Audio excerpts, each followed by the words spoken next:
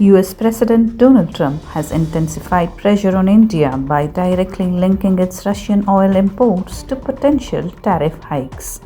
He indicated that Prime Minister Narendra Modi was fully aware of Washington's dissatisfaction and that New Delhi acted to ease those concerns, stressing that trade leverage could be applied swiftly if required. Trump also suggested that India has already made a substantial reduction in its purchases of Russian oil as a response. These remarks came just weeks after Trump and Prime Minister Modi held a telephonic conversation in which both leaders explicitly emphasized the need to keep bilateral trade negotiations on track despite escalating tariff tensions.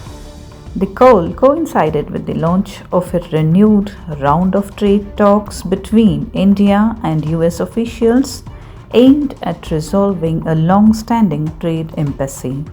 Negotiations had begun earlier this year but were disrupted after the United States imposed steep tariffs on Indian imports, with duties in certain categories rising as high as 50%. Amid prolonged trade deal discussions, the US Embassy in India highlighted Trump's praise for Modi, noting his description of India as an amazing country and a key strategic partner while portraying Modi as a trusted friend of the United States. Meanwhile, a recent US strike on Venezuela has brought global oil politics back into focus. Venezuela holds the world's largest proven oil reserves, exceeding 303 billion barrels, roughly 17% of global supply according to OPEC, though production has fallen to about 1 million barrels per day due to sanctions and prolonged